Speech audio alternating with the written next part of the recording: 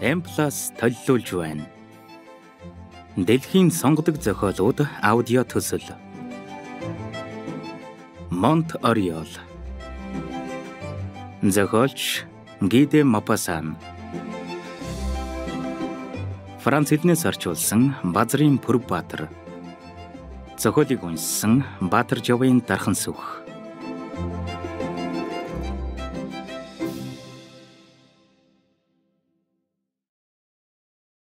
Нэг. Эртлэн боссон аршаанчдын төрүүч нь аршаандаа зээгэж оржхоод хосороо ч юм уу ганц нэгээрээ анвалын хавцлаар уруудсан горхины хоёр талаар ургасан том моддын сүүдэр дор аажуухан зугаалan явна. Суурнаас дөнгөж саяхан ирсэн зарим нь яарсан царайтай угаалгын газар руу орж яваа харагдана. Энэ нь томоос том барилга агаад нэгдүгээр давхар нь халуун аршаан эмчилгээнд зориулагдсан. Хоёрдугаар давхарт нь цэнгэний газар, зуушин газар, бильярдын өрөөтэй ажээ. Хэдэн жилийн өмнө эмч Бонофил анвалын хавцлын адагт нэгэн том булаг нээж түүнээ Бонофилийн аршаан гэж нэрлснээс хойш нутгийн газрын эзэд дунд гарын худалдаачид ол зомогт шүлтэн онгон боловч хөгжилтэй энэхүү үзэгсэлэн төхөндийд самар тулаан бөөрийн сүрлэг моддын дунд юм бүгдтэй том байшин барьсан нь эмчилгээ хийхийн хажуугаар өвчнөө зугаацуулах зорилго тавьжээ. Доод давхарт нь эрдэсийн ус заран шүршүр онгоцоор үйлчлэнэ. Дээр нь шар ариг хатуундаа хөгжмөр үйлчлэнэ. Горхины дагуух нэг хэсэг хөндийг хашаалан аршаан совллын газар зайлшгүй байдаг цэцэрлэгт хүрээлэн хийжээ. Тэндээ 3 модод гудамж гаргасны нэг нь бараг шулуухан агаад нөгөө хоёр нь эргүүлэг нухчаатай ажээ. Гол булгаас ус татсан нь шулуу модод гудамжны адагт буй сүрлэн дээвэртэй бүхэн Мари хэмээн энгүүнээр дууддаг ном эхнэрийн хяналтанд байдаг цементэн усан санд хөөсрөн цудхана.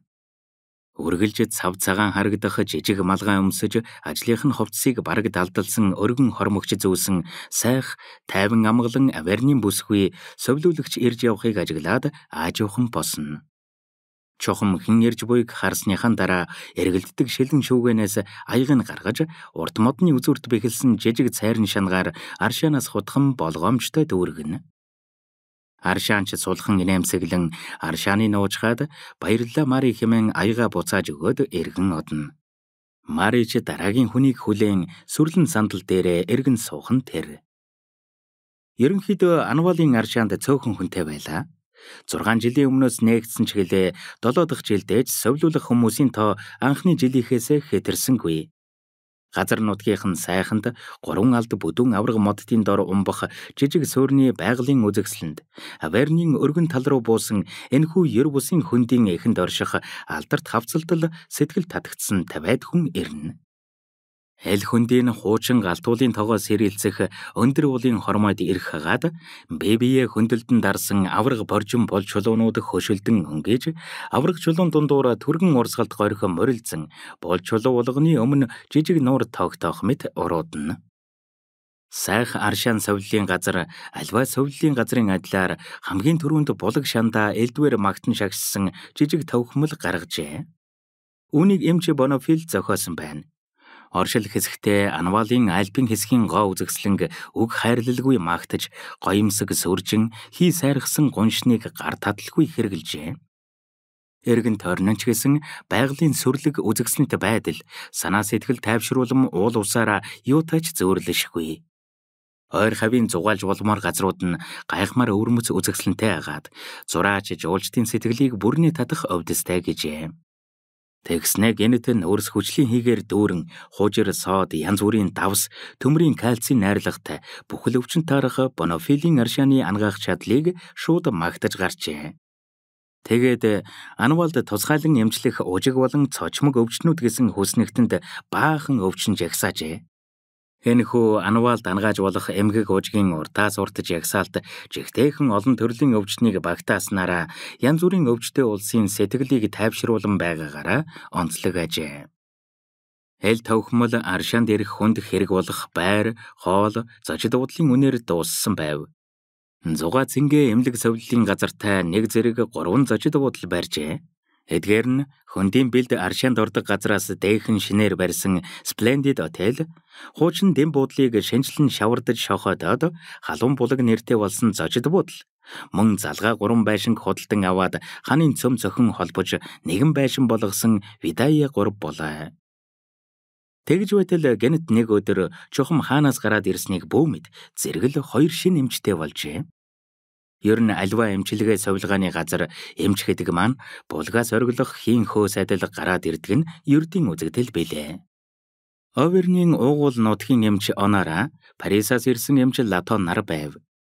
Төдсөн чигүй Латон эмч Бонофил эмчийн хооронд түнжин хагарч бие биеэ үзэж чадахгүй болж харин өргөлж сахал самбаага мөлчийдэл хусдаг цэвэрхэн тарган эмч Онара эхийн зээж тоглын тураахгүй гихчээр аль алинтанд зогцсон мөрөө хөөх ажээ.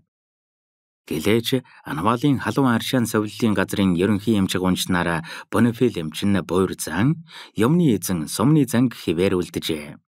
Энэхүү цол нь түүний хүч, совллын газар нь түүний эзэмшил болоо. Бүхэл өдрийг ажил дээрээ өнгөрөөж тэрж бүхэл хондог гэж ярилцсан. Өглөөгөр лавл суурны захад байдаг гэрээсээ совллын газрын гудамдгийн хаалгаар оронгуута баруун гар талд байдаг зөвлгөө өх тасалгаар угаа 100 удаа гүйж яваа харагдана. Тэгээд л торон дотроо шигдсэн аалз шиг сууж аваад гарч орж байгаа улсыг ажиглан өөрийн өвчтнийг эхэл няхуур хүнийхийг болохоор ихэд ууртай харна. Хүн болгоныг дуудан далаад яваа Ахмад мэт захирангуй өнгөөр шалгаан шинээр ирсэн хүмүүсийн айдсыг хөрөхийн хажуугаар бас ч инээдийг хөрөгчихнэ. Нэгэн өглөө ердийнхөөрөө эмнэлэг рүүгээ яран хуучин цахлаа замцных нь 2 хормоо далавч мэт хөөрөгдөн дэгдэж явтал эмчээ гих дуу гарч гинт зогсоход хүргэв. Бонофил эргэн харлаа.